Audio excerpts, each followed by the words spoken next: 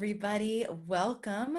For those of you who don't know me, my name's Amanda Walsh. I'm the founder of Astrology Hub, and I am so thrilled to be here with you today with starry teller Gemini Brett. Thank you so much for that serenade. My pleasure. It was Music beautiful. matters more than ever right now. Absolutely. Absolutely. In the inner circle group, people have been posting that, or several people posted that song Higher Ground. Have you seen that video? Yeah, it's really nice. It's like people from all over the world singing this song and playing different instruments. It's really cool. So welcome to all of you. It's so great to be here with you. And today we have a very special edition planned for you. First, we're going to talk about the astrological reason why Brett said in the 2020 forecast marathon that really nice. We are the ones we've been waiting for, that this is a time of the quote unquote second coming, and that potentially the second coming is you and me and us. So we're going to talk about that. And then we're going to talk about we're going to continue a series that we started around around Christmas. And we're going to talk about Easter and Passover and the astronomical story behind the holidays that we celebrate here on Earth. So very excited about both of these topics. Brett, thank you so much for being here with us today. It's my pleasure. It's crazy times. Crazy times. That is an understatement. All right. So, and when we were scheduling this session, I almost said, like, let's wait a couple hours. But I was just playing. I have a music map where I relate the 12 signs to the 12 keys of Western harmony. And so I just started in the key of Scorpio and then found my way to the key of Sagittarius, because that's what the moon's up to right now. And so we start with the moon, and according to the modern perspective, it was different in Hellenistic times, but in like the last moments of her void of course, and this Pisces Mercury, which I think we'll speak about today, the last day, Mercury is going to move into Aries after just hanging out in Pisces forever. So I was like, maybe we should wait for those things to happen. But actually, like, with the weird, dreamy confusion of this time, this is kind of like the perfect recipe. Perfect. The waterway. It seems like it. You know, it's all these special edition episodes that we've been doing. I've been hearing from the audience, it feels like medicine for them. And I know that it's medicine for me. So it's almost like in the times where it's the most chaotic or the most, confusing or whatever, it is the time to actually be having these broadcasts. So I'm grateful that you agreed to do it at this time. And I think it's so cool that you're making this music that charts with, that maps with the astrology. And I know that you do that for people's individuals charts as well. So you can hear the song of your astrology chart, which I just we had it on the secret menu for a long time because my friend is just a master grand pianist, Eric Deutsch. We used to tour together for a long time. Beautiful musician. I'm sending him production notes, and then he's creating a song based on those notes, and like channeling too. And he plays in the Dixie Chick, so it's like a crazy tour schedule, but not right now. So he's at home. So we just put that up on like the not secret menu at my website, and I'm doing a lot of these songs right now, and they're really cool. Like I mean to make like a SoundCloud where people can just listen to all the ones that people give me permission to post, because it's really beautiful medicine. Eric made a solo piano record for my niece to be born to 15 and some years ago now. That was just some of my favorite music ever. We called it the Baby Sessions. And so these ones there's a little bit more tension than that record had. We want tension in music to find resolution. We want tension in charts to find resolution. What would we know of peace? You go to that crystal bowl meditation, and it's all like love, and then they hit that one that's all zzz, and that's where the healing starts. You know what I mean? And that's a wonderful metaphor of this time we're in right now. There's a lot of that zzz and that kind of confusion, but I think that helps open the opportunity for healing. So it's hard to say what this COVID-19 thing is, but it's not as hard to say like what we can do about it, I think. Yeah. Okay, good. Let's start there. So I'll never forget this moment in the 2020 forecast event.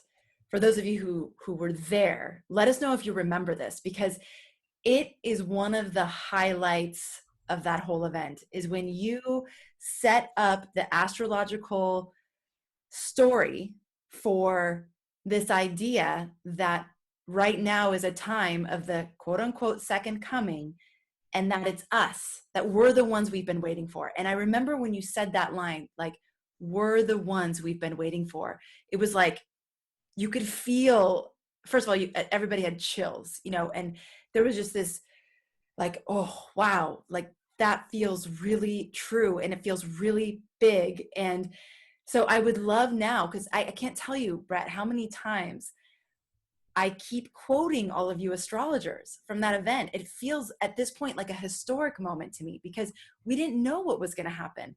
We just knew it was going to be really big. And we're actually working on a highlight reel of that event to bring the inspiration and the invitation of this time through once again, because you all focused there. It was like, okay, it's going to be big things, and here's what you can do. And there's going to be huge things, and here's what you can do. So now we're in it, and it's sometimes harder to access the here's what I can do when we're all in this thing together, but it's there. So we're going to be putting that together for you all. Just stay tuned. But Brett, can you recap for us? Why did you say that? What did you mean? And let's go back there. Yeah, well, a lot of it has to do with the turning of the ages doctrine. So like how to even go into this. Let's speak, biblically, I guess. It's interesting, the last time you and I connected kind of in this format, forecast aside, we were speaking about like the astronomical and astrological mysteries of Christmas. And I was saying we'll do like part 2 later, but we actually kind of got to it, which was the general idea that the birth of the sun is about the birth of the sun from a northern hemisphere point of view, of course. December solstice is winter solstice. Christmas Day brings the birth of the light out of the longest night, right? And there were many solar avatars of previous times that, like Christ, were said to be born around that time of the solstice, yeah? So I was speaking a lot about the Santa mysteries and Santa's sleigh, and I really love that approach to like bring the kids into like another level of the Christmas mysteries, as I say. But like the higher level is the seasonal, kind of the solstice energetic that would really speak also to this time. And of course, here we are, you and I are speaking on Good Friday, right? I know that you grew up in the Catholic Church, and so that's obviously a huge deal, or was when you were younger and all this, right? I mean, it's a strange thing. I guess I should say this is the moon still in the last minutes of Scorpio before she shifts, that like Good Friday is the day that the avatar died, right? Like that's a trip. There were other times where people called that Black Friday, which of course these days we reserve for like the craziest, disgusting consumerist capitalism display after Thanksgiving. But, obviously it's said to be Good Friday because this is when Christ died for our sins, right? On the cross.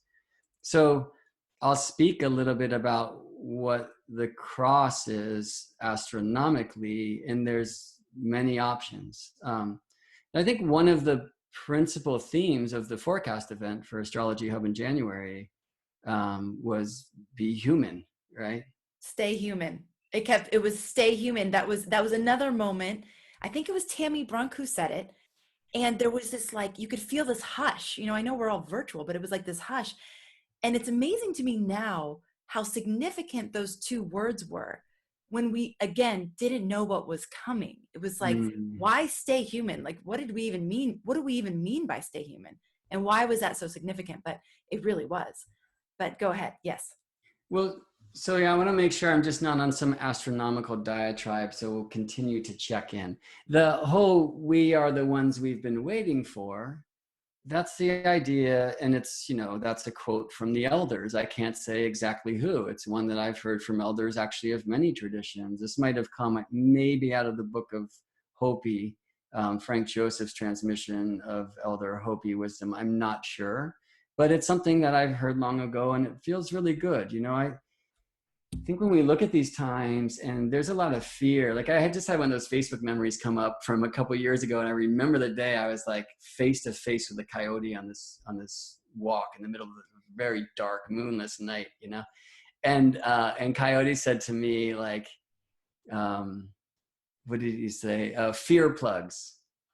Right. And then I was walking around thinking like, oh yeah, it's really hard to hear with these fear plugs in my ear. Right. Oh. And it was this like playful thing. I love these Facebook memories that will show up at these real, like very timely events, right? They're annual, they're like sun circuit, solar return memories because they always come up on the date that you first posted them. But that was a really important and like powerful thing for me to hear. And like, how can we play through this time of confusion? Obviously, the rational mind, like fear is the result of the things that the rational mind cannot understand, right? So part of it is to relax like that way and not try to figure things out and not try to solve things. Because me, you know, the Gemini moon reflecting Scorpio sun, this is like the classic conspiracy theory alignment. That's my nativity. And I'm in those rabbit holes all the time. Like yesterday, I recorded a 3.5-hour podcast with Team Rabbit Hole, and we got into some places that I would rather not today.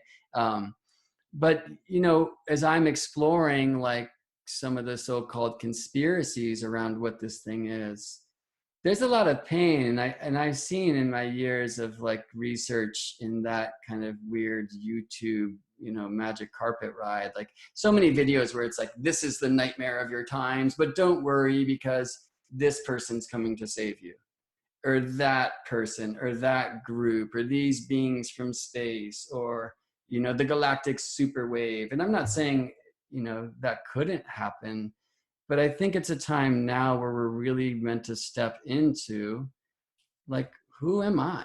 And so I want to start actually with a couple of things that I'm very excited about in this time. One is that the clients that I tend to connect with are well on their awakening, or I prefer to say a weirding path. And they've been training for the new way that they will give their gifts for some time. Some have already made that shift, some have not yet. And this time of like weird double speak, shelter in place, is forcing them to share in a new way because their jobs have not been deemed essential. Or, you know, like an example would be a woman who's like a great body worker, massage therapist, but she's been training in like shamanic practices and remote healing and such, you know, and she can't put her hands on people right now. Like that's the law, right? So now it's time for her to offer these gifts that she's been training towards as like a shamanic healer, which you can do remote. And that's been like the case, not just in that example, but in that theme again and again and again. It's as if we've been put in a corner, you know. This feels very Saturn, you know. It's just like, okay, look at where you are, look at who you've been, look at how you've been living, who do you want to be, and very importantly, like, who do you want to be in this new world? Because one thing like we can't deny is the old world is done. And I mean, the heart wants to go back to that place where we've been living. It's where we're comfortable. It's what makes sense. The mind wants to go there too. And I don't think that's how it's going to look. And I think one of the gifts, I guess, of astrology is like, we're not surprised, right? Again, like you'll have a highlight reel from the 2020 forecast where it's like, and I mean, for years, we've been talking, decades, we've been talking about, whoa, 2020 is for real, right? But I didn't hear anyone say it's going to look like this pandemic or whatever, or, you know. And for me, because what I'll get to and sharing in far as why, like I'm saying 2020 is the second coming of the light, like we haven't even seen it yet. Like this is just setting up what the real thing's about. And when I hear that, that's scary. But I need to transmute, you know, why is that my reaction? Why is my reaction not excitement? Because how many of us have not been calling for a new world, and not the new world order's new world, a new world that actually makes sense. So I want to read, it's kind of a challenging quote, but I want to read a quote from the one I like to call Sane Horse, who is known as Crazy Horse, who was of the Lakota Sioux. And this is actually a quote that he spoke on the night before he was killed, where he was called back in to sign another false treaty. And he said this very beautiful thing. It's hard for me not to cry, actually, when I read this. I read it often to myself. So I'm just going to read it and let it do what it does. Upon suffering beyond suffering, the red nation shall rise again, and it shall be a blessing for a sick world. A world filled with broken promises, selfishness, and separations. A world longing for light again. I see a time of 7 generations when all the colors of mankind will gather under the sacred tree of life, and the whole earth will become one circle again. In that day, there will be those among the Lakota who will carry knowledge and understanding of unity among all living things, and the young white ones will come to those of my people and ask for this wisdom. I salute the light within your eyes where the whole universe dwells. For when you are at that center within you, and I am in that place within me, we shall be one. Right? And, so one of the most important themes, and, I'm very grateful for the Shamanic Astrology Mystery School, where I got my start in my kind of astrological study, as did Tammy Brunk, who's another guide for the Inner Circle this year. Daniel Germario, who's the founder of that paradigm, and Kaylin Castell, the kind of co-founder, they transmit Capricorn as the wise ones, as the elders, as the circle of grandmothers, as the ones who are tuned to the true traditions of Earth and will preserve these ways for the 7 future generations, which I love so much more than most of my books presenting this archetype as the CEOs and the police and the government and stuff. I think it's that when we lose our way of the true traditions and we choose to project outside of ourselves the need for leaders, right? And don't listen to the drumbeat of the earth and choose to dance in accordance. And so this has been the same thing for so long, this world needs to change. We're completely, disrespecting our mother. And this is changing. And so another beautiful thing that's happening in the course of this shutdown, without so much oil and gas being burned, there are factory cities that for the first time have allowed children who were born there to see a blue sky. And I'm not only talking about Los Angeles, right? I mean, that's a bit of a joke, but LA, the smog has cleared out. It's said that you can see dolphins in the clear waters of the Venice canals, right? Tune into that image. Those waters have been opaque forever, and actually not forever. It hasn't been long that this, industrial revolution has brought us into this weird age. And actually many suggest that shift, along with the other revolutions on earth, like the French and American revolutions, some in the secret society mysteries, it's whispered that this America was preserved for the new age. And so when the time came, they came and started what was known as the New Jerusalem, the New Atlantis. But, with no respect for the truth that people were already here. People were already in Hawaii, right? And I know you are connected so deeply to the thread of the ancient wisdom of the islands. And, as we tune into the elder wisdom, if we choose to hear the drumbeat of the earth, we're going to need some guidance to reconnect. Really, we only have to open our ears, because this is a natural facility, but it's one that has been muted in, the education and the programming of most of our youth and our participation in this culture, if you will, So we want that change, and we're terrified of change. We want this new life, and we're terrified of death. And this is that time where we could cling on to a thing or fight a thing, you know, and that is the very like energy, like trying to grip onto the sinking ship that would keep you from floating to the beautiful island that is your new place. I am so happy that you're bringing this up, and I'm grateful for your honesty around that. What you said, where, you know, we're never going back, and there's that like, because I think that's very natural. Like when you hear, when I say it, or when anybody says it, like things are changing forever, that initial like, it's like, but how come it's not? And it's going to be better than ever, and it's going to be more beautiful than ever, and it's going to honor life. I mean, with the power of our words and the power of our visualizations and the power of, like he's like, sane horse. I love that you say that, sane horse instead of crazy horse. That, you know, he says that we will come together in this vision, and we will come together and create this reality. And as long as we're constricting about the fact that the old is going away, we aren't, like you said, we have fear plugs in our ears, and we can't open up to the possibility of what that new world could look like. That isn't our worst case scenario. I know worst case scenarios are playing out all over the place. Guilty, right? Like, yes, worst case scenarios are definitely playing out, but we all know there's infinite probabilities and possibilities.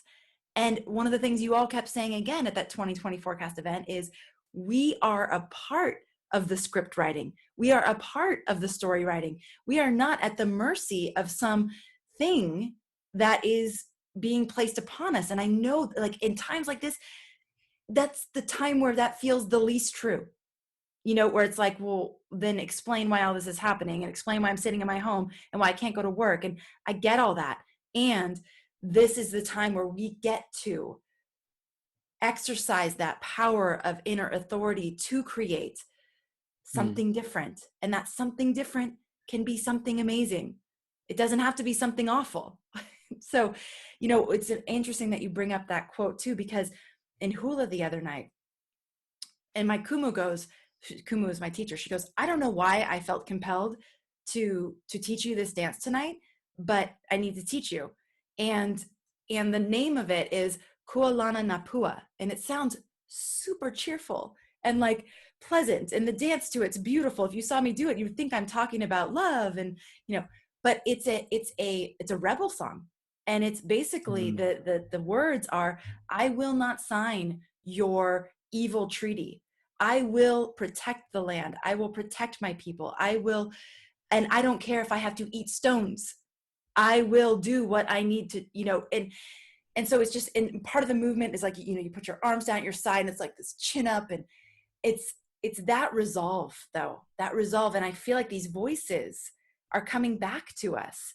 These voices that were warning about the way of life that was decimating the earth, right? They were warning us about the consequences of that. And I feel, I hear them coming back saying, not, I told you so, but just remember and choose different. And it's where we're at. And like you said, that, we might not even be there yet, understanding what that really actually means. I acknowledge that too. yeah, there's another thing building. And, you know, I'll just say that, and the beautiful truth and the mysteries of the thing I've come to believe is that even dark forces will be used to pave the way of light.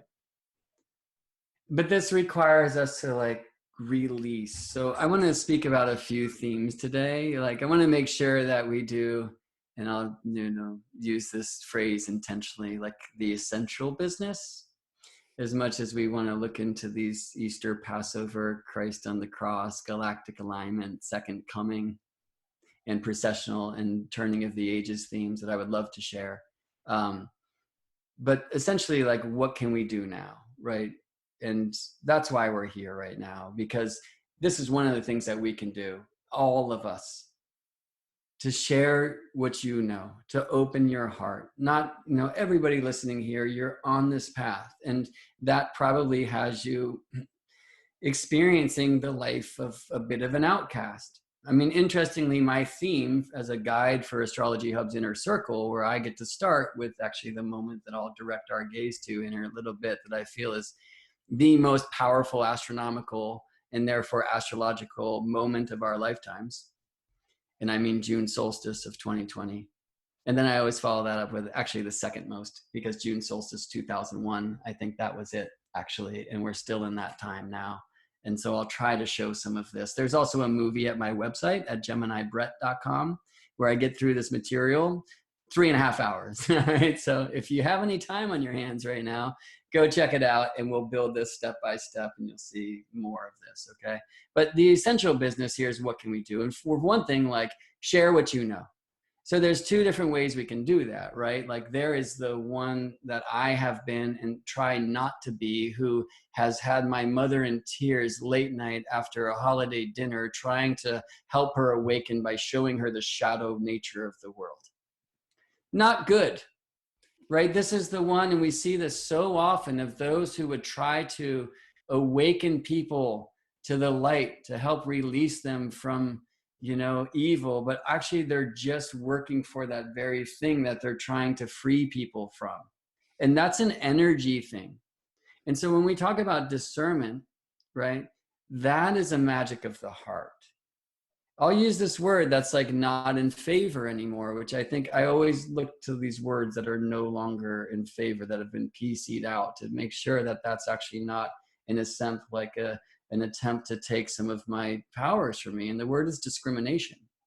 And that is a word of the power of the mind, right?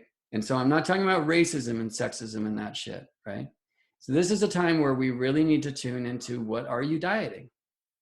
And I'm not just talking about what you eat. I certainly am, right?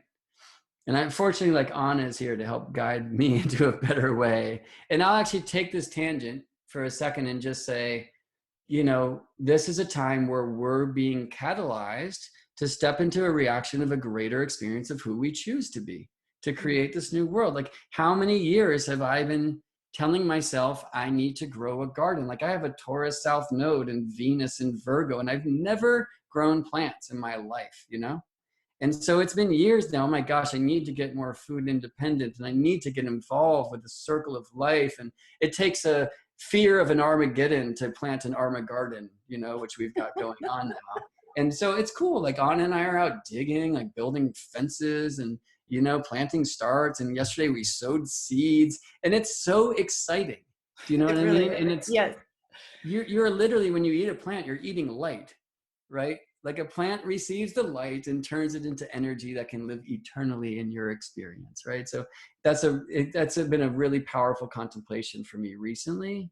And other things, like, I dreamed when we moved kind of out of the city and out to our new home, which we did very recently, that we would be spending more time like cooking at home and less like kind of going out. We used to live together in a very small place, and it was like, got to get out of here. And so, go walk down the road and eat some dinner at a cool restaurant. Like, that's not happening right now. And so it's exhilarating, just these simple things. It's, for all of us, I think there's these catalysts. Let's talk about the truth of the power of the North Lunar Node in the sign of Cancer right now. And we're all being forced to that deep experience of home. And for many of us, and, blessed we are, of family. And even if for people who are feeling super alone right now and are totally isolated, that is still a contemplation of family. So hand on heart, I can say one of the things that's a really deep awakening for me at this time is that my life hasn't changed that much.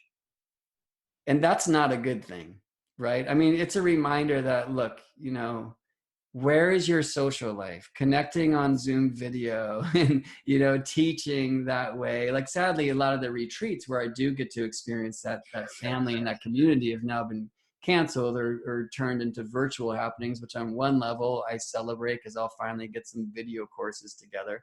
But on another level, like, I'm really going to miss that connection. And it's a reminder that, like, when this thing clears, it's time for me to give some attention and give some energy towards more of a social focus. And that's actually was going to be my theme for Astrology Hub Inner Circle come June. I just need to add to that because I agree with you. My life is very similar to what it was before. And the amazing thing to me is probably about 3 weeks before all this went down, I hit a breaking point. And a lot of you in the community have heard me talk about like the left side of my head and how it was hurting after a day on technology. And that's why I'm wearing my flowers that protect me. And but I had hit this breaking point of like, oh my God, I need human physical interaction. Like I need to be with humans more throughout the day. I had like several breakdown moments. Anna was witness to several of them. We were both actually experiencing it at the same time. And then to have this happen, it was like, oh wow, okay, so right when I'm like making this commit, we were going to do a live event, you know, all these things we were doing to bring the community together in person. It's like, okay, we don't get to do any of that. But it's almost like I feel like I've been living in the virtual reality for a long time, and I already know how it plays out. And it's amazing that we can connect this way. Amazing. And the intention was always that we would be able to find our tribe online, but take it offline and like be together in community, in small communities, you know, events where we come together. But so I hear what you're saying in terms of like evaluating. It's almost, I feel like it's like, you know, when you were a kid and you played freeze dance, it's like freeze. And we all get to see where we're at. Like, it's like this big, like taking stock moment of our life. And ideally, right, we'll have this opportunity to start making changes in the direction that we got to see really clearly in this moment. And I just wanted to share that. Yeah, totally. And then it's weird because there's these limitations like, you know, Koa's home from school. And so that's great because we're learning more about stepping into education and being involved and not just like escaping and parking him in front of a television or something like that, you know. But if I want to get him a cool project, right? Like it used to be go down to the local mom and pop toy shop and buy something used. And now it's click the button at Amazon.com, you know? Yeah. And so one of the really frightening things that's alive right now is like, you know, who is deeming what business is essential and what is not. And I will say that tomorrow or really tonight, as Mercury ingresses Aries, there's going to be some new expression of some of the pent up like anger and like some of the like, wait a second, why did I just agree to like stay at home? And a second, hold on a second. Like, are these virus results true? Is this thing being steered? Because I see that these trillions of dollars that just funded the bank and these millions of dollars and billions that are going into, you know, protecting me through what, like an app that I mandated to have that will make sure to signal the police if I'm assembled in a group or a family, you know, like there's some weird things that are happening right now, right? Like the fear of like the vaccination scene. I mean, just go listen to Bill Gates. Like, again, I want to try not to get too deep into these rabbit holes, but it's pretty scary. And on one level, one thing I want to talk about today, I want to try to get back to wherever I took that branch of the Garden from, but is the Wu Wei versus the Wu Wei, and these are just different spellings. Wu, W-U-W-E-I, right, coming from the Tao. Interestingly, Wuhan comes into that, and I've been thinking a lot how we've been put into like a Wuhan solo experience where you're on your own in a way. I like to play with words a lot. And I've been studying Wuhan and through time and like how the Chinese Republic was actually born there. It's super fascinating. There's so many threads that this place can open for us to go adventure. And it's fun to send the mind into places, but not to get stuck there. And so I'll speak a little bit about the Wu Wei and the Wu Wei, but also very importantly, like the alchemical necessity of disillusion versus delusion, okay, which are similar things. So solve et coagula is this beautiful alchemical axiom, which means take apart and put back together, right? So like this is part of the medicine practice, for example. You recently had Cameron Allen on, right, who's studying in many ways like the plant-planet correspondence, herbalism, and there's many ways that we can work with the medicine of a plant, from like the very light frequency of a floral essence to like something that the alchemist would smile more upon, which is called a spagyric, right? Where it's like if you take a tincture, for example, what happens is you superheat a plant until you get its spirit, and then the body turns into this, what they call the mark. It's this gray matter, and they put it into the compost pile, And the alchemist says, you fool, that's the salt. And you need to take that body of the plant and recombine it with the spirit of the plant, right? So you separate the two, you purify them, and then you bring them back together.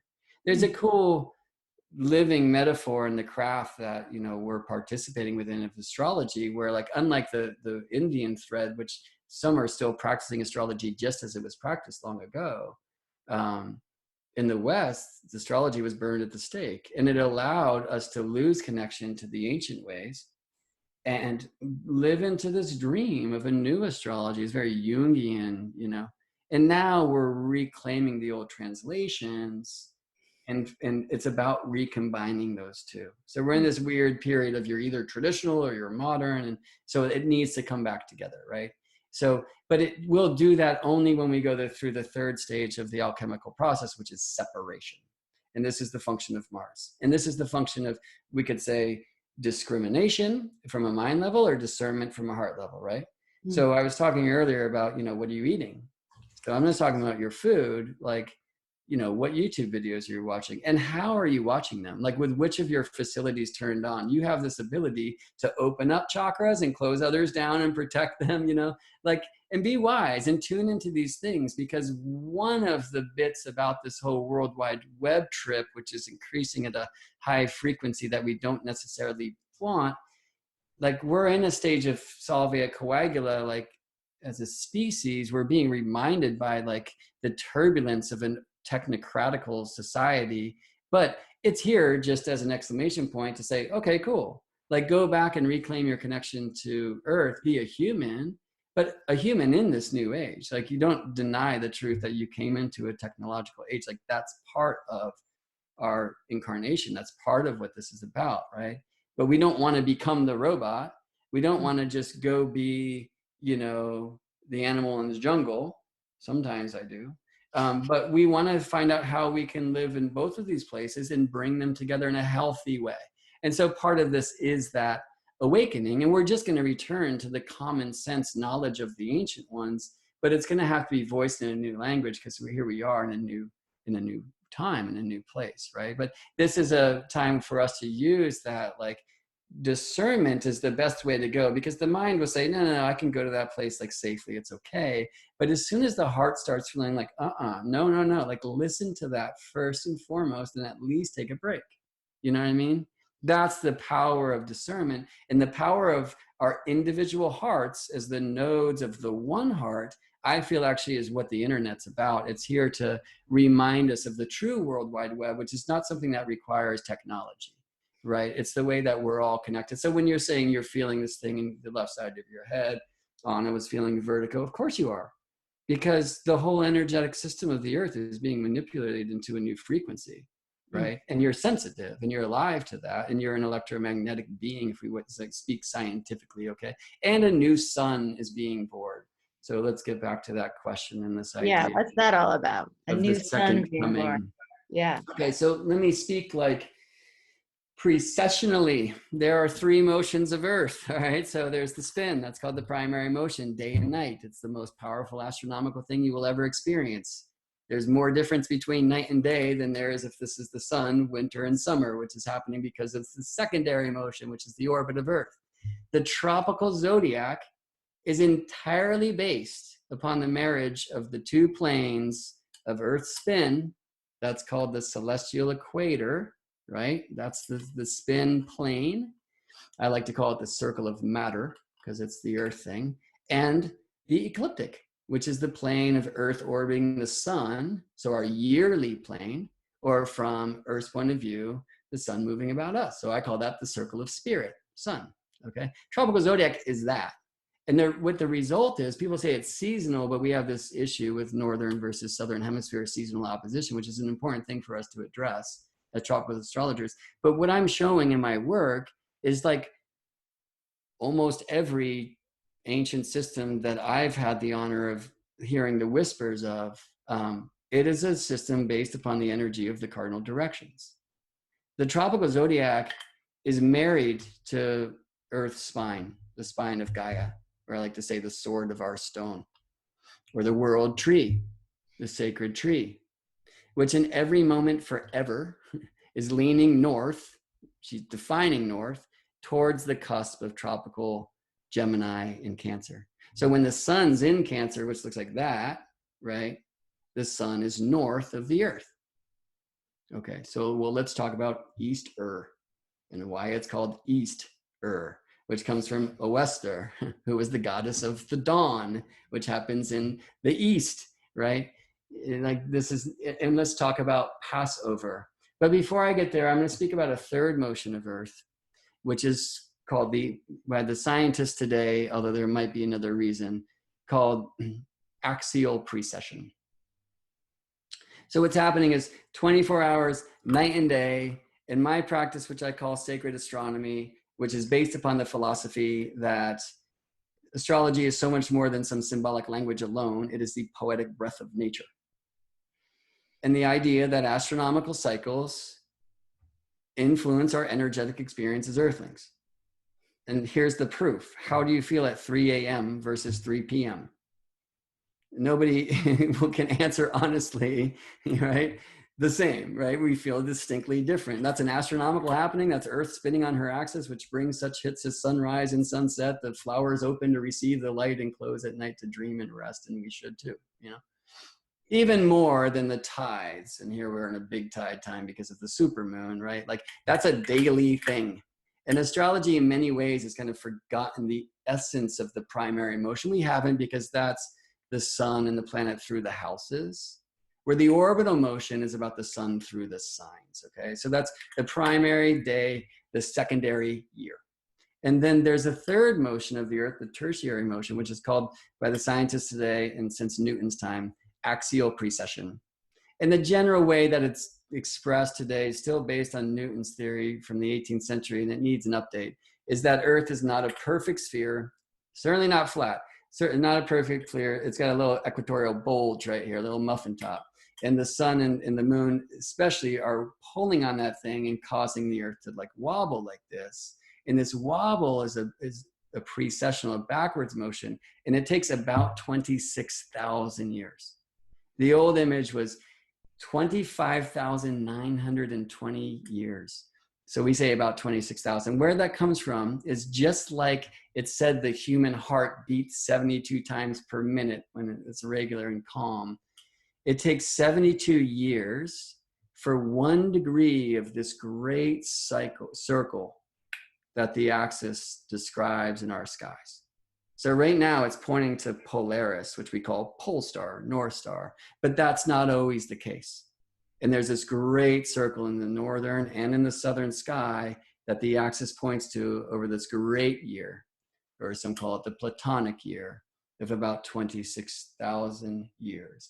And each of these so-called astrological ages is typically tracked through where the east point, and I'll show you what that is aligned in some points of view to a constellation. And so that's why people say we're in the age of Pisces. I'll show you a picture that supports this, because the east point currently pointing to the constellation of the fish. And the question is, well, when is the dawning of the age of Aquarius? All right. So let's just like open to some of the ancient transmissions, like the ending of the age of the bull, which would have been like 4,000-ish or 2,000-ish BC. Theseus defeats the Minotaur. Inanna descends into the Kur to grieve with her sister Ereshkigal the loss of her husband, Gugalana, the bull of heaven. Mithra stabs the bull, right? On and on we go. Moses, right, who realized he's not an Egyptian, the Pharaoh kindly fished him out of the water, or at least his wife, right, and raised as a king in this strange land, when he realized that he was a Jew, you know, like it was, let my people go. And I just mentioned Passover, right? This time right now is Passover, which happens at the time that the sun passes over the circle of matter. I'm going to show you a picture of what that is and what the annual cross is, and why this then is the crucifixion of Jesus, the Son of God, if you will, the Son of Man, the Son of Woman, on the cross. So I'll show you where the cross is, okay? And I'll show you that at the same time, this means the sun is passing over. And if you know the story, these were houses that were passed over by the great curse, which was that the firstborn of every house would be killed, except for those who were passed over because they put the blood of the ram above their door. Okay, so I'll show you what this is astronomically. So in this idea of sacred astronomy, the idea is when we have a living practice with the sky, our eyes are going to be opened to many of the transmissions that are woven into the mythos, not only of our craft, but of the great stories from many lands and many cultures. Do you want to chime in here at all, Amanda? I'm scared to just steal the mic. You're doing great. That's why we're here. So right keep on. going. Yes. Okay, so and let me just say, what is the point of all of this mystical astrobabble? First of all, it's super cool as far as I'm concerned. But the other thing is I want to show you why this year of 2020, besides the things that most of us are already talking about, Jupiter, Saturn, and Jupiter, Saturn in the first degree of Aquarius, is this the dawning of the age of Aquarius? Is that the beginning of a new epoch of the air signs for the great conjunctions? Well, there was Libra in 1980, 81. So I don't understand why we're not honoring that. And if we start 200 years of air signs for the great conjunctions of Jupiter and Saturn in Libra, doesn't that describe a different age of 2 centuries than Aquarius would? So that's, I think, a really important consideration. I digress. Jupiter, Pluto. 3 of these, we've had our first. Saturn, Pluto, 1, January 12th. We gathered with Astrology Hub for a ceremony for that. Yeah. So these are huge things, right? And but what I'm going to direct your gaze to has to do with the sun and the moon and the earth and these 3 motions. Okay. So as the East Point moves through, some would say the constellations, some would say the sidereal signs, there is an astronomical mechanism of archetypal evolution. Let me put it that way. I'll say that every human being who chooses to dance to the song of their soul is also, very importantly, one of these mechanisms. But there's a greater mechanism that the motions of the celestial choreography are bringing us through. And it's basically to where Easter is aligned to constellationally, we could say, in the stars. We could look to the North Point too, as I'll show you today. So there was a time when Moses, you know, became the father of the shepherd kings. Right. So this is a word that has been used to describe the Jewish elders. Right. And of course, there was Exodus, the staff turning to a snake, which is very interesting. We think of Hermes, maybe Asclepius when this happens. But importantly, climbing Mount Sinai, receiving the commandments, thou shalt not kill. And there's some other ones too. There's actually apparently one that matters more than that, because when Moses came down the mountain, he and his brother Aaron killed 3,000 of their own people. Why? Because these people were worshiping a golden calf. Yeah. And it's very important that this is a calf, not a cow, because precession is a backwards motion. Procession is a march. Precession is marching backwards. And this is what the East Point and all points of the zodiac do through the constellations of the heaven, is they slowly, over this time of about 26,000 years, about 72 years for 1 degree, multiply that times 360 degrees of the circle, 25,920. Multiply that times 30 degrees of a sign, 2,160 years is this kind of numerological idea of precession through a sign or an age, an astrological age, like the dawning of the age of Aquarius, right? So the age of Taurus, that's like 4320 BC to 2160 BC. Which I prefer to call BP for before Pisces, because that's when the East Point aligned to the stars of the fish constellation, the Pisces constellation, for the first time, right? So why a golden calf, not a golden cow? Because this was the end of the age of the bull, and it goes from 29 degrees to the first degree, the young bull, the calf, right? Mm. And so this is the announcement that we're moving into the new age, the age of the ram, right? And so this was, in this transmission, the age of the shepherd kings. Now, a couple of thousand years later, a good shepherd is born, the son of the lamb, Aries, right? Who would become the fisher king, the fisher of men, the one who performed the miracle of the fish and the loaves.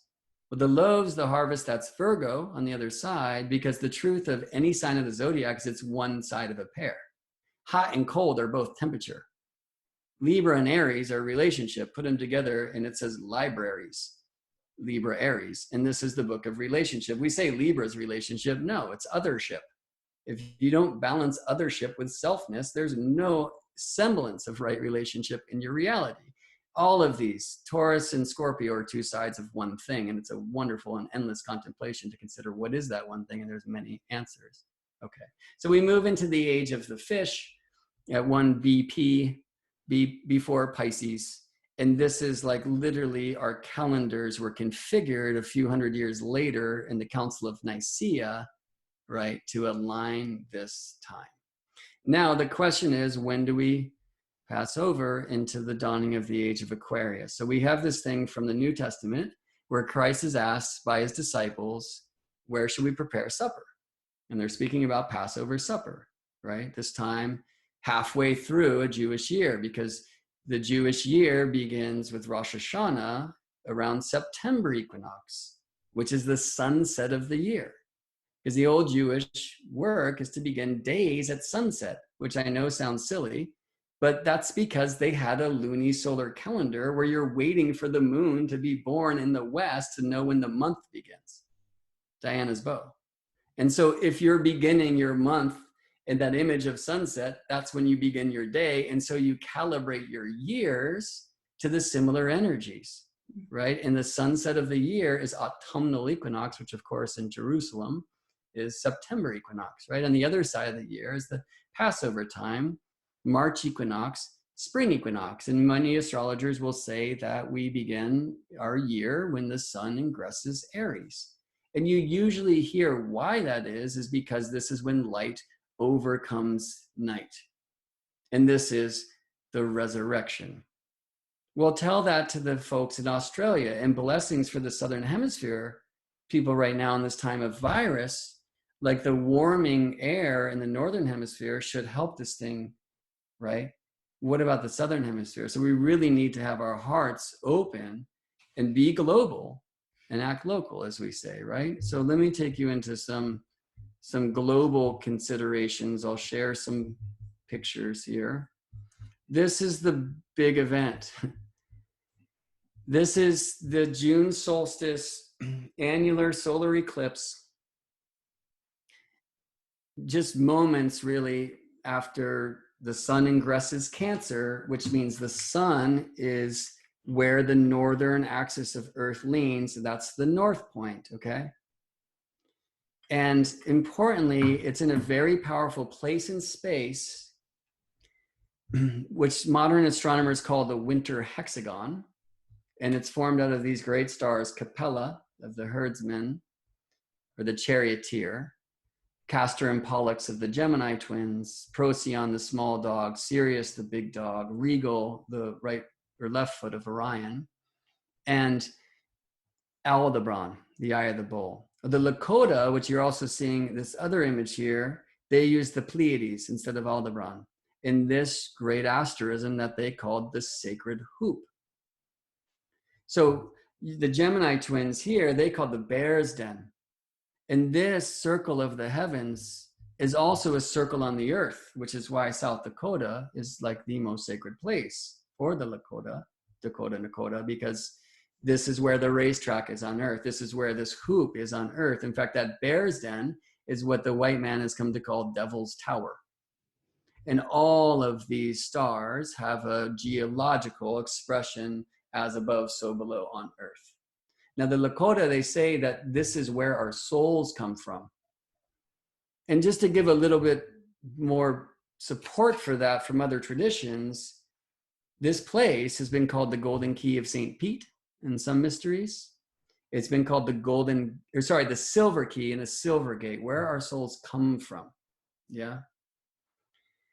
The Lakota also say that when we die, we will move through this circle, this Anipi, the sweat lodge in the sky, where we will be purified. To the head of the lion over here, they saw as the fire pit, where the stones are brought into the sweat lodge, where we're purified, and then we walk the spirit road, which is the Milky Way.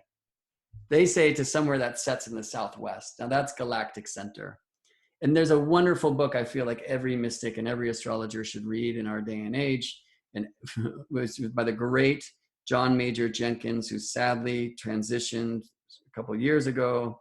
The book is called Galactic Alignment. Read that. It's amazing. And his focus, and the focus for most in this way, has been on the other side of the sky, which is near the galactic center, where the great galactic bulge of the Milky Way, you can see the Ouroboros biting its own tail. Again, GeminiBrett.com, go to the teachings page, check out 2020 Revelations, and you'll see a much longer version of this transmission. I'll show you all of that, okay? But my focus has been to this other side of the sky. And what I've added to this mix of the prophecies of many lands, like this is the sun, according to the Celts, on the hand of the high man, or the hand in the Bengali language in India of Kalparish, which means time man. The silver gate, the sacred hoop from where our souls come. In the Maya, it said still to the day, we'll stack 3 stones on the griddle, the tortilla griddle, and the hearth of a newlywed couple when they bring the central fire of the village to this place, because those 3 stones, which are representing these 3 stars, the 2 feet of Orion, okay, that's Saiph and Rigo, and then the easternmost belt star, because they say they surround the smoke of creation, okay, which is here. And in Orion's sword is the Orion Nebula. I'm convinced that these myths of many lands are telling us that this is literally where the sun in our sky was born. Now, astronomers would like smack me for saying that. They have no idea. They know stars are born in nebulas. They have no idea where our star was born. I'm sure we're being told this. Another great proof of this is a child who was born of a virgin in a manger, they say, on December 25th, who was named Horus, the Avenger, the child of Osiris and Isis, or Asur and Aset. So Osiris was cut into 14 pieces by his brother Set, and his consort, his wife, his queen, Isis, and others went to look for these pieces to put him back together. And they consecrated a great temple everywhere a piece was found. There's 13 of those temples. The 14th was never found. This was the phallus, which was thrown into the Nile, and it's said to have been eaten by crocodiles. So what happened is Jehuti, who many of us know as Thoth, created a golden phallus for Osiris, who had otherwise been reassembled. And Isis turned herself magically into this bird and flew above this golden phallus, and there was a miracle seeding. Osiris, we're told, became what we call Orion in the sky. Okay, so Orion's sword is the golden phallus of Osiris, and this is the place where the sun was born, because Isis gave virgin birth to Horus, the Avenger, because he would avenge his father's death. He does so every morning when the sun rises. But then his uncle Set wins when the sun sets. That's why we call it sunset, actually, right? And this is meant to happen eternally, lightness and darkness, until Thoth finally chooses the victor. And many suggest that this will be Horus and that light will win in the end. But, you know, nighttime is the right time. I'm a star guy also. So here we're hearing another myth, that the sun, Horus, there's no denying that this child, this virgin birth child, was the sun of our sky, right? Was born in the golden phallus of Orion or Osiris. And if Osiris, as we're told in these mysteries, after his travel through the underworld of Duat, was stationed in the heavens as the constellation we call Orion now, that this would be that golden phallus of Osiris, where there's a very magical nebula there called the Orion Nebula. Okay, so every year the sun will come to this hand of the high man, the hand of time man, in the center of the sacred hoop. But axial precession, this third motion of the earth, has arranged in our day and age, and this is not just 1 year. The center point was around 1999. The Maya calendar, the long count, seemed to celebrate December 21st, 2012 as the time when the December solstice sun was on the opposite side of the sky, where our southern axis is now leaning in the heavens, and that's galactic center, or the galactic cross over there. These galactic crosses is where the plane of our solar system, this yellow curve you see, is the ecliptic. It's the sun's path, and therefore the constellations of the zodiac, the bull, the twins, right? Or we were going this way, precessing, twins, ram, fish, right? So let me get back to that kind of biblical story, which is the disciples asked where to prepare Passover supper. And they were told by Christ, go into the city, find the man bearing the pitcher of water, follow him into the house in which he dwells. And one of the apostles, or at least one of the gospels, tells us that this will be in the room upstairs. And that's the Last Supper, which they didn't know it would be, but of course he did. And this is often talked about as, okay, well, this is about the dawning of the age of Aquarius, right? The water bearer, the house. That's what we used to call the sign. Some still do today. They'll go into the house of the water. So when will the east point move into the house of the water bearer? That's the idea of when is this dawning of the age of Aquarius. And there's been a lot of, I'll say the woo way, W-O-O, that's been projecting everything gets better then, right? Something happens, the savior comes, whatever, you know? Is it going to be that way? And when is it? And I think he tells us when it will be on the next page. You know, right? So earlier we were talking about this beautiful quote, you know, from Sane Horse or Crazy Horse, shortly before he was murdered. And one from Christ, like when he was on trial on what we now call Good Friday, right? Which we're celebrating today. Interestingly, because Easter is configured what? It's cool, astrologically, to a magical day of the week, the day of the sun, because this is sun worship, to the lunation, the Sunday after full moon, so that's Earth, Moon, Sun, after March equinox, which is Earth, Sun. So it's really cool the way that Easter is actually configured. Amanda, I'm realizing we're going long. It's probably going to take another 7 minutes if I really want to get to the thing. Is that okay? You have to get to the thing. You can't leave us in. Yeah, so that's it. I mean, and everyone, I think everybody is following. I'm actually looking at some of the comments that I'm catching, and people are following.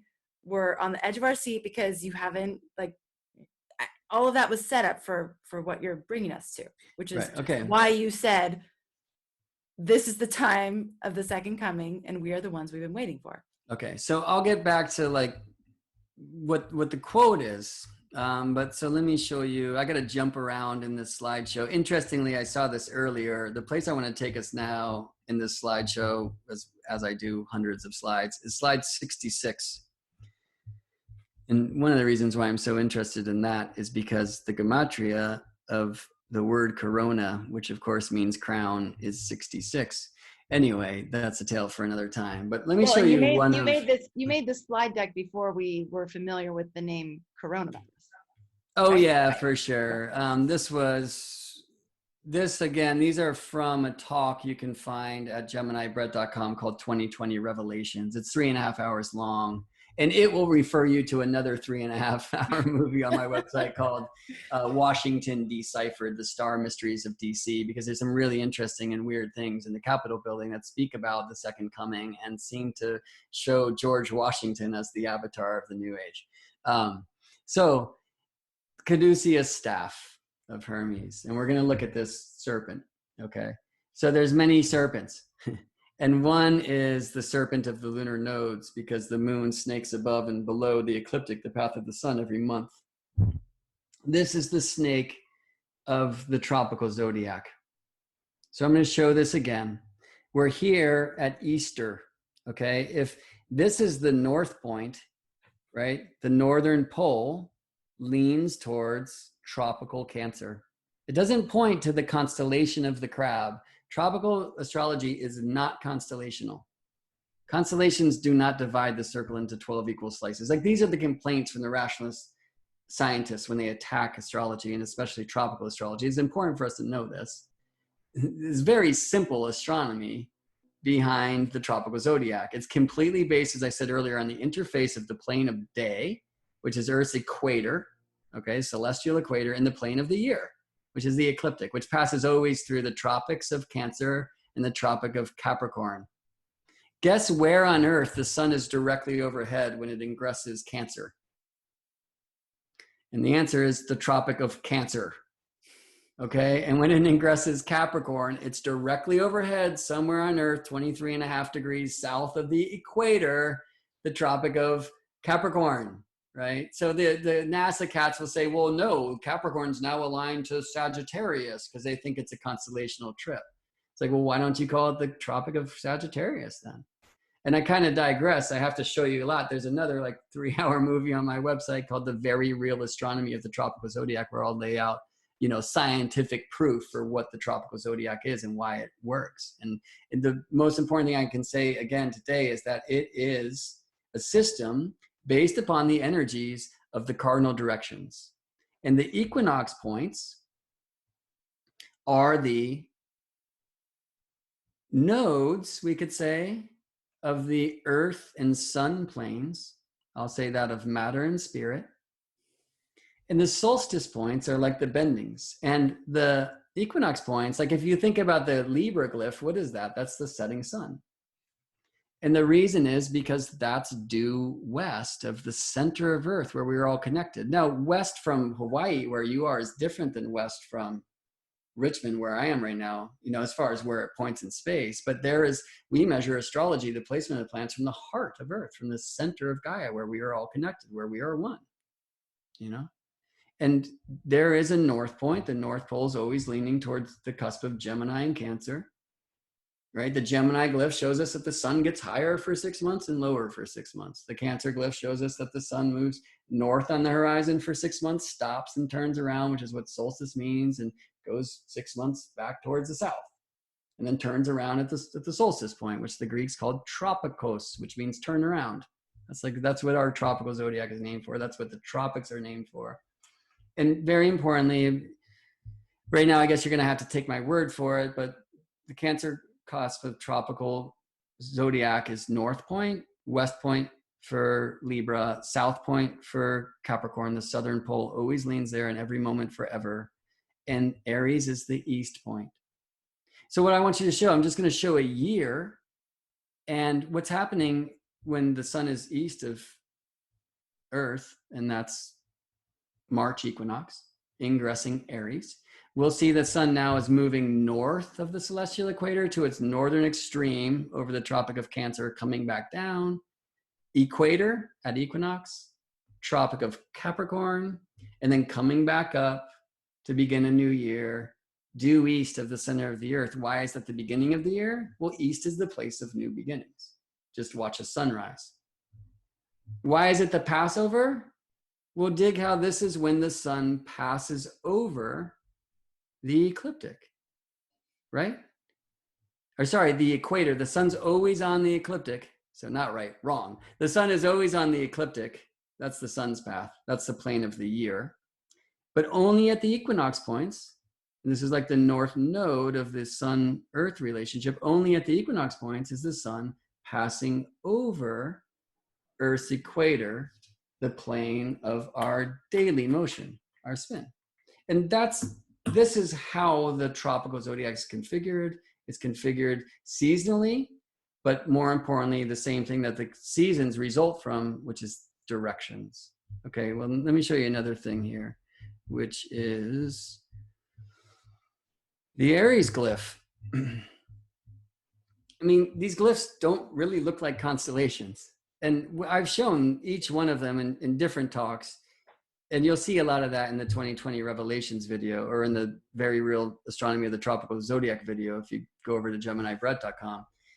The glyphs are carriers of tropical astronomy.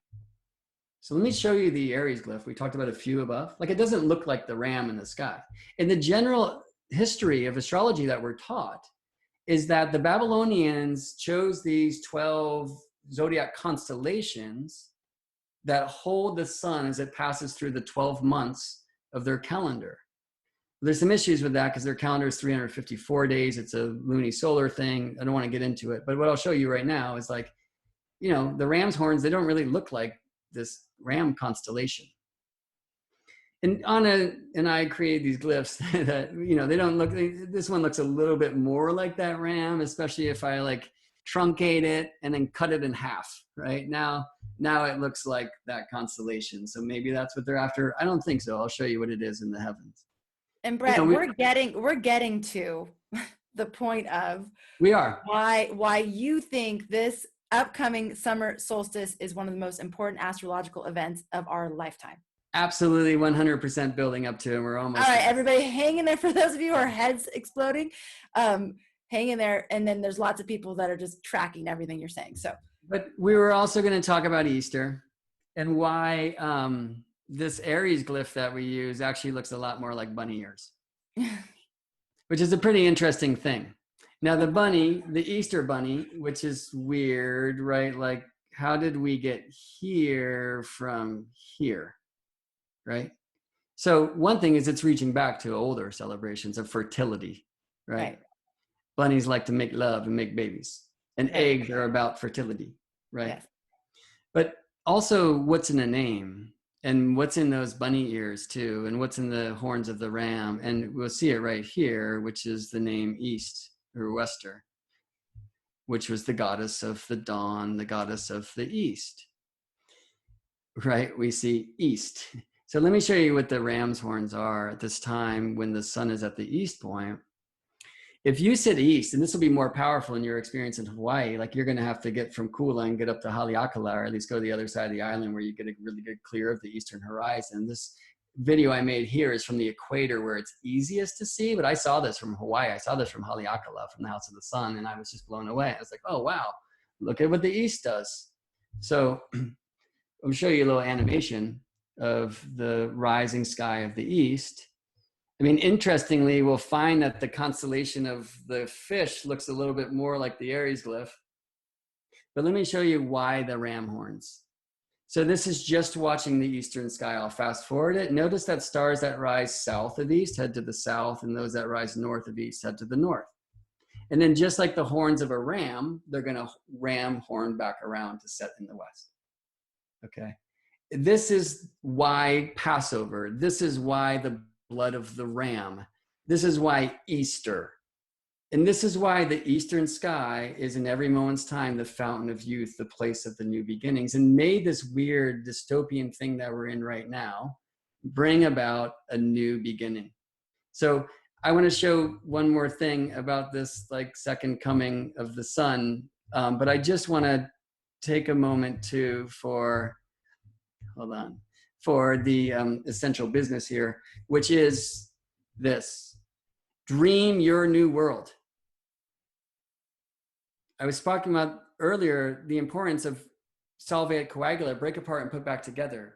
There's a stage in between where the plant is superheated. You get the spirit of the plant. Don't throw away the mark. That salt, that old burnt matter, right? That has the salt of the medicine. In the Alchemist, this I heard this from Gary Caton, and I love this. They would say, for when the matter becomes blackened, rejoice. Now you know you are on your path to purification. But don't throw that burnt matter away. Don't throw the old world away. Recombine it. Yeah. And so the next stage is you take the water and you flood that ash. And it takes away the stuff we don't want. Again, we were talking about discernment, you know, the water way, the heart way, and it keeps the goods. And then we purify the salt, we purify the spirit, and we recombine them, but not until we have the stage of separation. That's that discrimination. This I keep, this is not me anymore. This is not my world anymore. And then we bring about what's called the lesser stone, the age of the sun, the new conjunction. And very importantly, in the waterway, there is the need to release the grip, to open into the land of the dreams. So whatever this thing is now, trying to figure out might push you away from what it's here to do for you, for me, for our world. And so I was saying earlier, I would talk about the Wu Wei versus the Wu Wei. So Wu Wei is of the Tao. And amazingly, it is the action of non-action. Because right now we're hearing these things about 5G and we should. We're hearing about these things about vaccines and we should. And what are we going to do about it? As I said earlier, like Mercury tonight will ingress Aries and things are about to change. Like Mercury's been in Pisces forever, which is wonderful, compassionate, loving. Like part of this time is us coming into our families, gratitude for what we have, expressing compassion and heart for those that have not, right?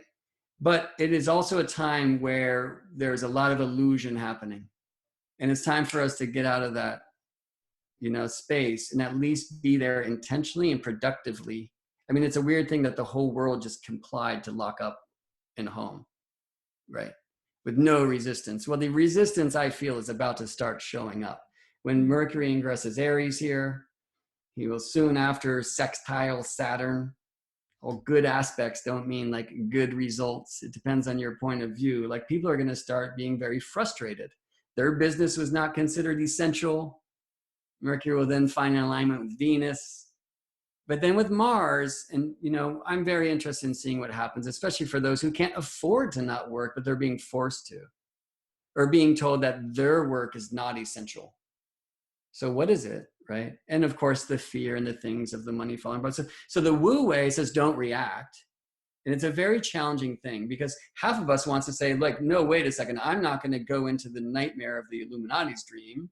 Like I'm going to prevent and I'm going to activate and I'm going to resist the 5G and the vaccine and all these things, right? So Aries loves this, right? But the Wu Wei says, no, the action of non-action. Do not react.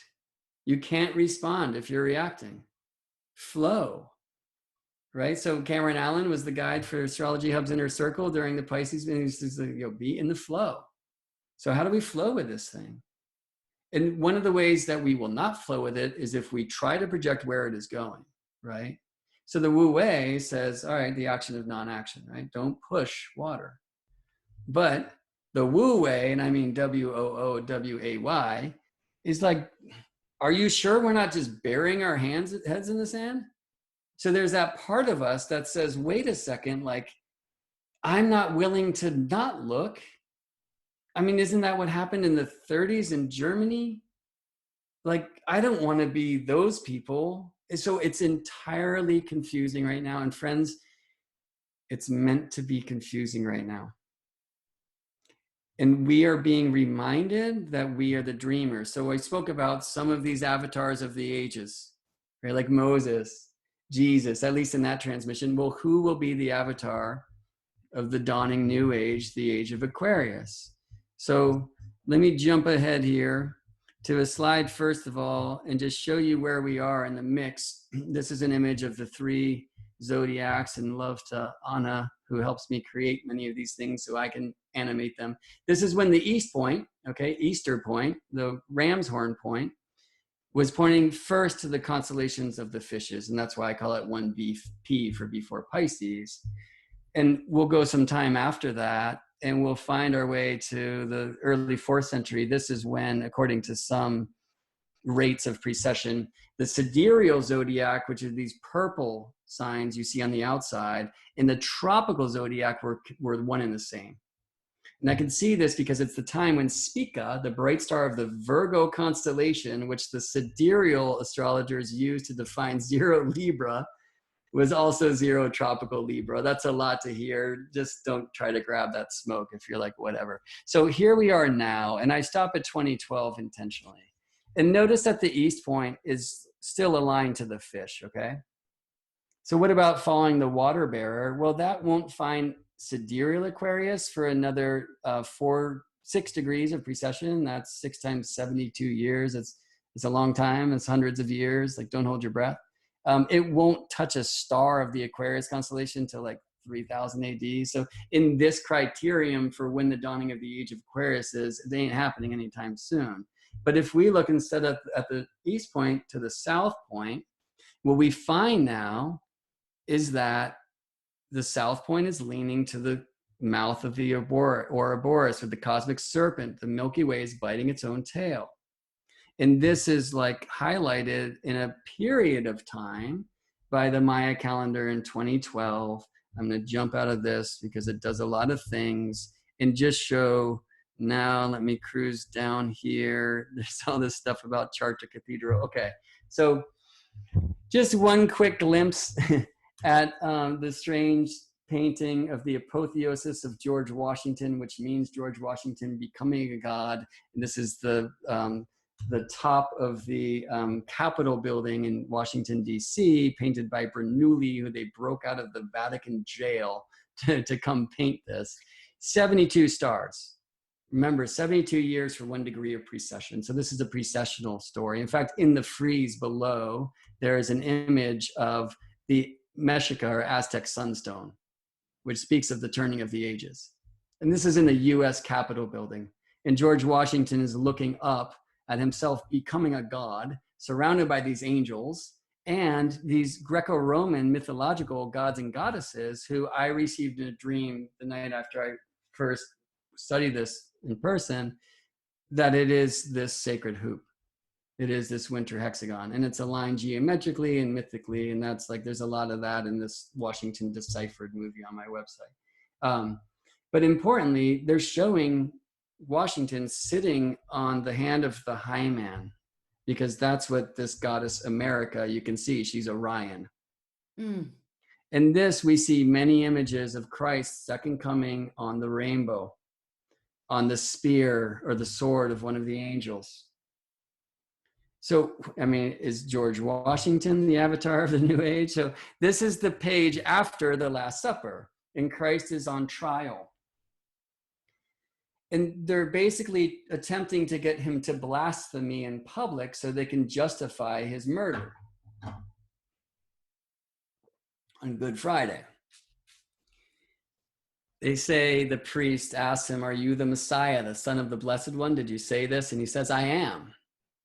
And you will see the Son of Man sitting at the right hand of the Mighty One and coming on the clouds of heaven." Now, anyone who's gotten far enough away from these bright city lights will know that the clouds of heaven are the Milky Way in our sky. There are two places where the Milky Way, the galactic equator, crosses the ecliptic, the solar system. So the solar system, like our neighborhood, and the Milky Way, our city, okay? They cross at the galactic center, and they cross here in the middle of the sacred hoop. And I believe Christ is talking to us about sitting on the clouds of heaven, the sun, okay, at the right hand of the Mighty One, Orion, the High Man, Kalparish, Time Man, in the sacred hoop where our souls come from and where they will go to be purified. And I will say this is the time of that purification.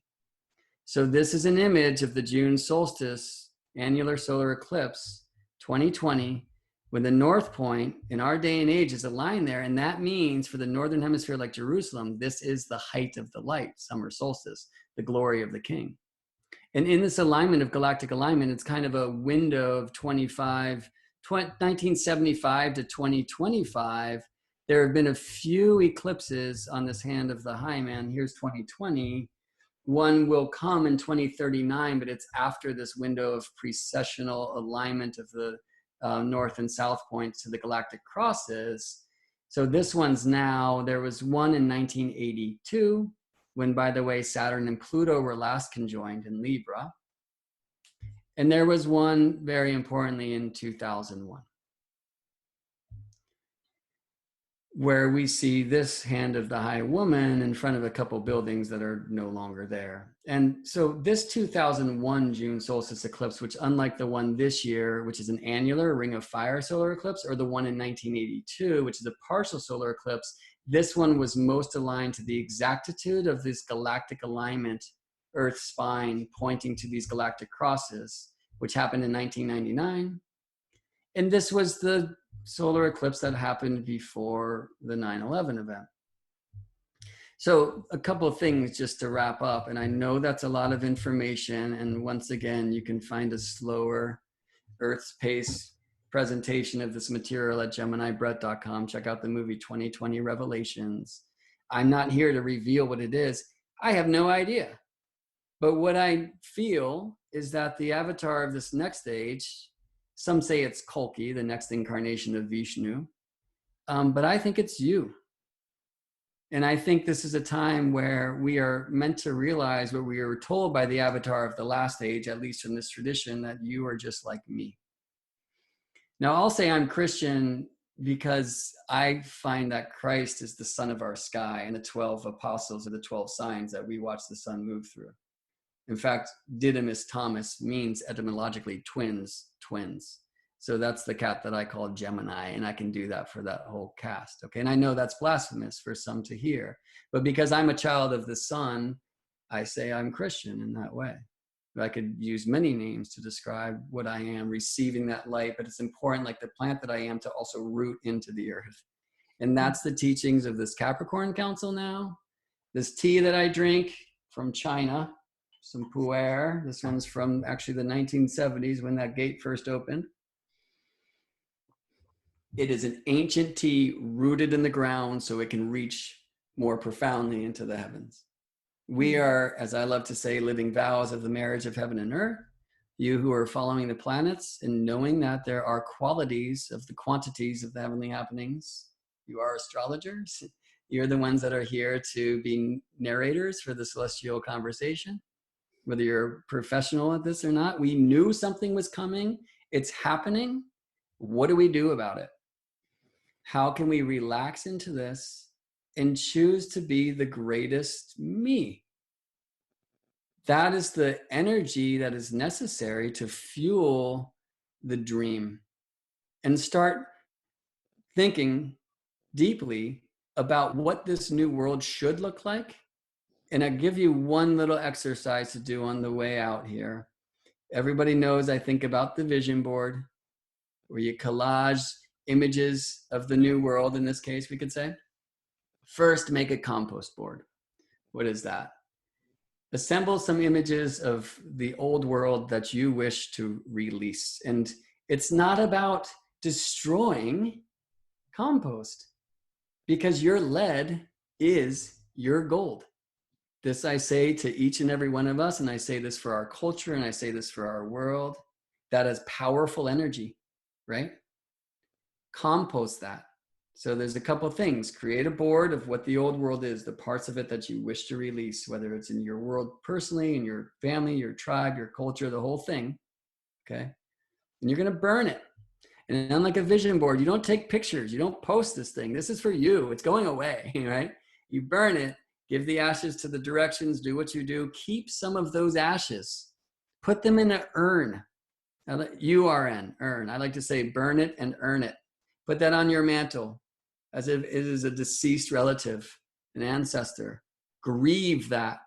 For as we release the old ways, if we grieve this powerfully, don't understand that it is a powerful thing. Honor that, respect that, yeah? Grieve that.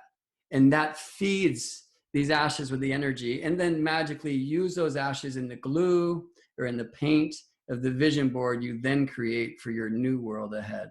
So we take the old lead, we transmute it into the gold that will be the fuel of this new sun. Wow. I am always amazed at how much you know and your amazing way of weaving the story. Thank you so much. So much there for us to learn from. And I'm thinking about this, what you're talking about with the composting, and why it would be so important to honor it as an ancestor. And there's so many lessons in there for us. We don't want to forget about those lessons. We don't want to just throw them away. There's so many gifts in there for us with those lessons alone. And then if we can imagine for a moment, if all of us were taking this time, or as many of us as possible, to dream that new future in. I talked to Elizabeth Wilcock last week, and she showed the the plans for the new goddess temple that she would love to build after all of this. That is, totally in harmony with nature. You know how they used to build temples like into the mountain, like just part of the mountain. She's building plans for that. So what are the plans that we are dreaming in? And I love that you use the word dream in, because we get to use the power of our imagination to dream it in. So what are you imagining right now? Are you finding yourself imagining that worst case scenario? And if you are, that's okay. But if you can catch yourself and be like, okay, no, I don't want to give that power. That's not where my power needs to go. Even if I think that it's a potential reality, it doesn't matter. Allowing your creative energy to fuel it and crystallize it and solidify it is not helpful. So what is it? If you can find yourself and switch that story into dreaming in the reality that in your heart. See, that's the thing. So many of us know in our hearts that we are meant to bring heaven to earth, that's why we're here. So indulge Right. those dreams. You are the goddess temple, and I mean, I think really importantly, she's talking about like sharing that now. She did, like, that's an important thing for us to do. That's an important way that this vehicle of the World Wide Web can be utilized to facilitate the other streams, right? And it's not like, hey, this is my new world, get on board. Right. It's, hey, this is my new world, remember to dream in yours. And that is taking the right of a human creator, which is what it is to be a human being, of living these stories and telling them in a new way. People always ask me, like, where should I go to read the myths? And there's a few sources, but if you want to know one of the old stories, learn to speak it, because it's going to show up through your voice in a different way than it was written. And it matters. It's like, and very importantly, we're reminded of this now too, like, matter matters. So one of the contemplations is, we're in this tidal wave, or actually, should I get swept away or just walk on water? Right? What is this place? Am I actually above it? So it's, again, wu wei, like the action of non-action, versus like, don't fall prey to the wu wei and think it's all light and not do your shadow work. But also don't like spiritually bypass by getting addicted to shadow work, which would inform you that like you can't also grow through bliss and hope. Look at the truth that the earth is reflecting to us. What? It's not going to take much for her to come back to her natural way. Oh my gosh, only a few weeks and things are changing. That's right. A hopeful story. Which is not what you're hearing from the climate change fear plugs, right? Which tell you we're past the point of no return, you naughty human. No. She's showing us, great. Like, you guys want to start dancing to my rhythm again? Sweet, we can do this. And as we choose to, right? Like, so hand on heart, like, I have an Amazon box showing up today. Do you know what I mean? Yeah. Like, that's not the new dream. Right. And yet I'm like, in a way, handcuffed to participating in the false stream. But the more that I am conscious of that, yeah, and the more that I choose to regulate, and again, discriminate, I'm going to use that word. I know it's not favored, and be in my place of discernment. And as we speak about solvate coagula too, look, there's places that are safe for your mind to go that you don't want to bring your heart, and that's okay. And the heart should be able to live its life without the complication of the mind in other venues. So you can feel and laugh and cry without needing to translate into emotions and words, So understand now, like, open these facilities. Where does your body mind work that you don't need to bring the whole company's confusion to? Where does the mind work? Where does the heart work? And do those in a really beautifully, like, purified way, and then bring them all back together. Right? Because this is a time, and this is the story of this 2020 Revelations bit, as far as I choose to dream into what it means, because I can show you, as I hope I have astronomically, like, it's happening now. I did that from the Christian transmission. I could do that from the Vedic, from the Egypt. I could like go on and on. It's crazy. Okay. It is now. Like, it is written. This is the time. And It's not the dawning of the age of Aquarius, but it is a time that happens once in 26,000 years, where the height of the light is aligned to the center of the sacred hoop and the clouds of heaven and the right hand of the mighty one. And that's now. What does it mean? I have no idea. But I can say that it is invoking and reminding us of our powers. And I think, again, to listen to the words of the one whose transmissions I used as a vehicle into this exploration today, Jesus said, you're just like me and even better. So it's time for us to remember, like, that's not blasphemy. That's a responsibility. Whew. That's not blasphemy. That's a responsibility. Very good. Brett, thank you. Thank you. If you are also inclined to create those vision boards the way that Brett just laid out, don't post to your compost board, but if you want to post those vision boards, it would be awesome to see those, because what I've noticed is that when you share your visions and the thing that you're uniquely here to bring through, it unlocks keys for other people. It's like, oh yeah, I'm allowed to have those dreams again. I'm allowed to dream in that vision. And so post them, because you never know what your post will unlock for other people. So please post them in the community. And this is using the power of community right now to inspire in spirit, to inspire each other. And God, when you, like, this is the turning of the 26,000 years, and we're here, you guys. Like, we're here. Like, wow. Amazing, right? Why did we choose to be here right now? Only you can answer that for yourself, and you might not even know exactly in this moment, but there is a reason. So thank you for being here with us today, for riding that amazing transmission with Brett and with myself. And it's just amazing to be here and connect with you on this Good Friday.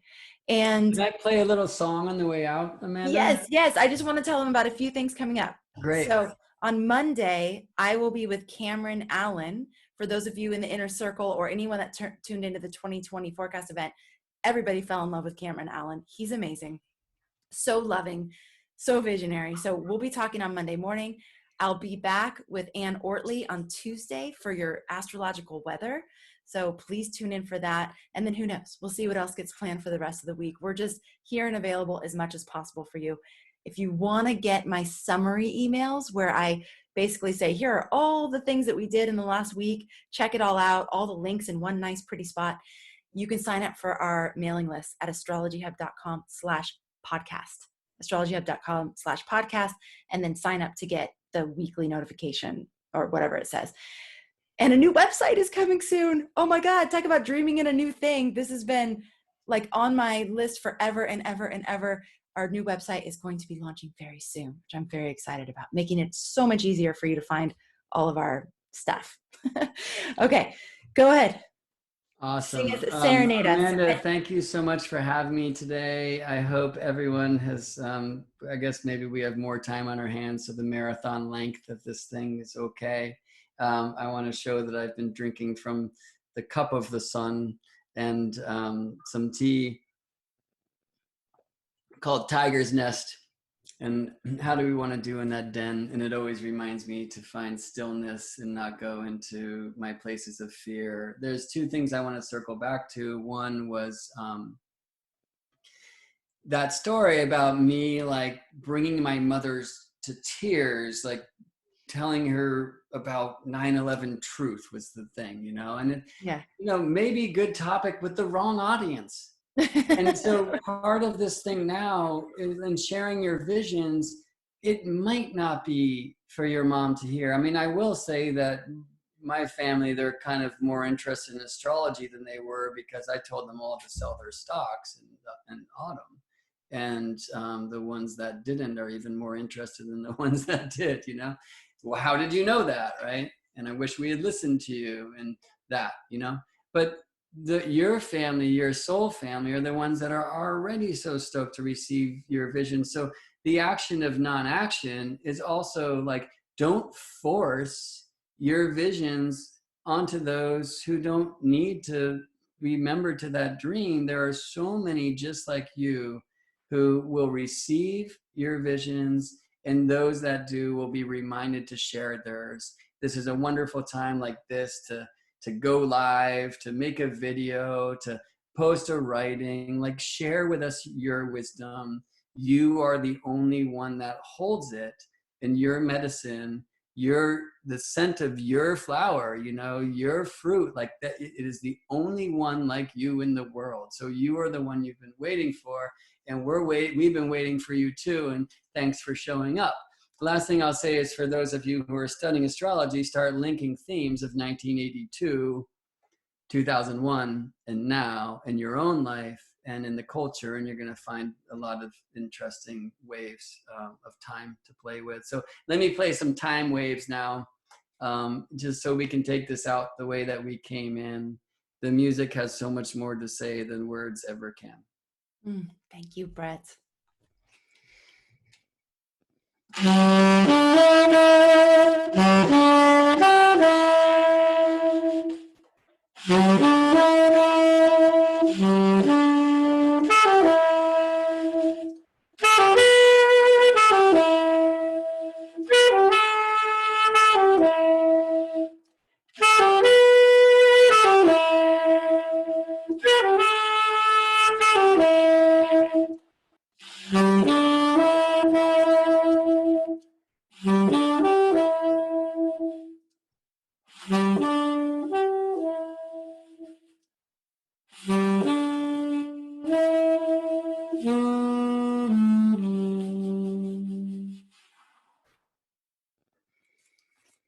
In the key of Aries. Love and planets to you all, friends. Amanda, Astrology Hub, thank you so much. I love this community so much, and it really is such a gift for me to be able to have the opportunity to come and share the weird things that I'm hearing in the sky. So I hope it's been something that has confirmed what you have always known, opened windows of contemplation, practice, and play, and brought more questions and answers. Perfect. Thank you. In true Gemini fashion. Appreciate you so much. Thank you. Take care, everybody.